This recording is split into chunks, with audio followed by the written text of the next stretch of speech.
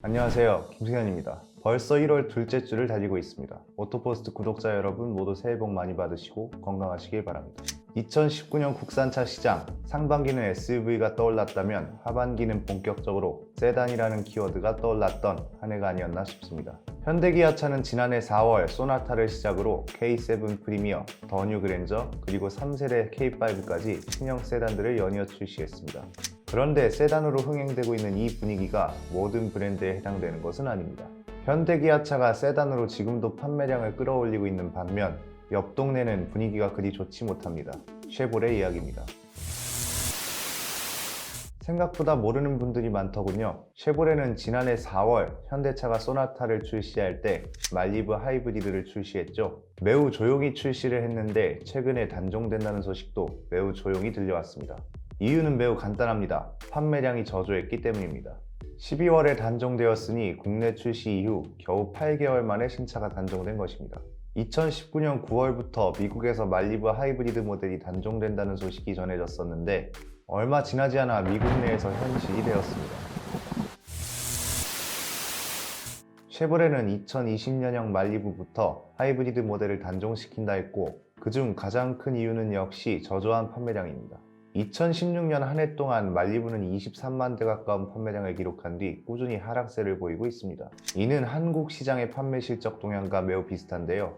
지난해 4월부터 12월까지 말리브 하이브리드의 국내 판매량은 164대입니다. 같은 기간 동안 소나타 하이브리드는 6,438대, 구형 K5 하이브리드는 1,221대가 팔렸습니다. 수치로만 봐도 차이가 상당한 것입니다. 쉐보레는 한국 시장의 반응을 살펴보려고 말리브 하이브리드를 출시했을 것입니다. 그러니까 꼭 소나타 하이브리드를 이길 것이라면서 출시한 것이 아니라는 얘기인데 출시 당시에도 크게 홍보하지 않았을 뿐더러 눈에 띌 만한 지속적인 마케팅도 없었고 비교적 잘 팔린 내연기관 모델에 비해 판매량도 처참하니 큰 고민 없이 단종을 결정했을 것으로 보입니다. 판매량이 저조해서 단종한다는 것은 그렇다 치는데 저는 사실 몇 가지 지적하고 싶은 것이 있습니다. 북미와 같이 큰 시장을 바라본다면 쉐보레의 경쟁 상대는 현대기아차가 아닐 수도 있습니다. 제너럴 모터스가 역사로 보나 누적 판매량으로 보나 세계 시장에서 현대기아차보다 나은 것은 사실이죠. 그러나 여기는 한국 자동차 시장입니다. 북미가 아닌 한국 시장에서의 경쟁력을 평가하는 것이라면 당연히 그 기준도 달라집니다. 그간 한국 GM 쉐보레가 지적받던 것은 크게 세 가지입니다. 첫 번째는 신차 출시 타이밍, 두 번째는 변화 대처 능력, 그리고 마지막 세 번째는 가격 경쟁력입니다. 한국 GM이 신차 출시 타이밍을 놓치는 동안 다른 경쟁 브랜드는 새로운 모델을 준비합니다. 이러한 변화에 대처해야 하지만 시기를 놓치고 상품성과 가격 경쟁력도 자연스럽게 뒤처져 왔습니다. 그런데 저는 최근 말리부 단종 소식을 보면서 네 번째 이유가 새로 떠올랐습니다. 너무 빠른 단종입니다. 말리브 하이브리드는 2019년 4월에 출시되어 12월에 단종 소식을 알렸습니다. 출시된 지 고작 8개월 만에 단종된 것입니다. 새 차를 산 지 8개월 만에 단종된다는 뉴스가 나온다면 좋아할 소비자들이 몇이나 될까요? 비슷한 사례가 있습니다. 임팔라는 지난 2017년부터 꾸준히 단종설이 들려왔습니다. 출시 초기까지만 해도 그랜저는 이제 끝났다라고 할 정도로 상품성과 가격이 좋다고 평가받았지만 국내 출시 2년 만에 단종설이 들려왔습니다. 늘어나는 수요에 비해 공급 물량이 너무 적어서 초기 수요를 제대로 잡지 못했고 가격이 갑자기 올라버리는 바람에 등 돌린 소비자도 여럿 있습니다. 신형 크루즈도 출시 약 1년 만에 단종 소식을 알렸죠. 이렇듯 신차 출시 시기를 놓치거나 빠른 변화 대처가 느리거나 가격 경쟁력을 갖추지 못하거나 아니면 너무 빠른 시간에 단종되는 사례도 자주 있다 보니 소비자 입장도 난처해지는 것입니다. 출시된 차를 어떻게든 살리려고 노력해도 모자랄 판에 말이죠. 항상 늦고 단종은 제일 빠르고 그러니 누가 GM차를 사겠나. 관련 기사를 본 네티즌의 한마디로 정리할 수 있을 것 같습니다. 사실 한국 GM을 비롯한 르노, 삼성, 쌍용차 등 흔히 말하는 르쌍쉐가 고전하는 게 소비자 입장에서도 그리 좋지 못합니다.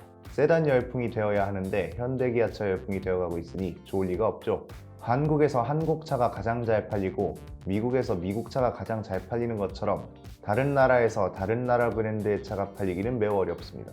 현대기아차가 한국에서 잘 팔리는 것과 다르게 미국에는 쉐보레가 더 잘 팔리는 것처럼 반대로 쉐보레가 미국에서 잘 팔리는 것과 다르게 한국에선 현대기아차가 더 잘 팔리는 것처럼 말이죠. 르쌍쉐의 역할은 매우 명확합니다. 요즘 국산차 시장이 양극화가 매우 심해졌는데 르쌍쉐는 중간에서 줄다리기 역할을 해줘야 합니다. 한 기업의 독점을 막고 이상적인 자동차 시장을 만들어내는 것입니다. 가격이든 상품성이든 경쟁자가 많아질수록 소비자에게는 합리적이고 좋은 선택지가 늘어나기 때문입니다. 물론 이들이 다만만 하지 않는다면 말입니다. 쉽게 말하자면 그들은 그랜저의 가격이 5천만 원을 넘는 것을 막고 K5의 가격이 4천만 원을 넘는 것을 막는 역할을 해야 한다는 것입니다. 말리부는 분명 제 역할을 충분히 해낼 수 있는 자동차일 겁니다. 현대차가 소나타를 조기 페이스리프트하게 만들 정도로 시장 장악력이 상당했죠. 당시 SM6와 함께 한국 중형 세단 붐을 일으켰던 차이기도 합니다.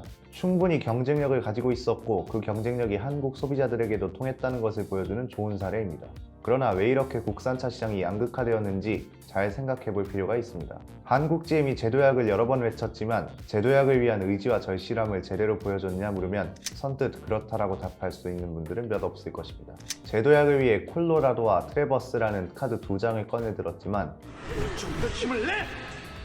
아직 필살기 수준은 아니었습니다. 한국 GM은 트레이블레이저로 또 한 번 제도약을 예고했습니다. 제도약이라는 것을 GB80만큼 오래 기다리지 않았으면 하는 바람을 전하며 오늘의 비하인드 뉴스를 마치겠습니다.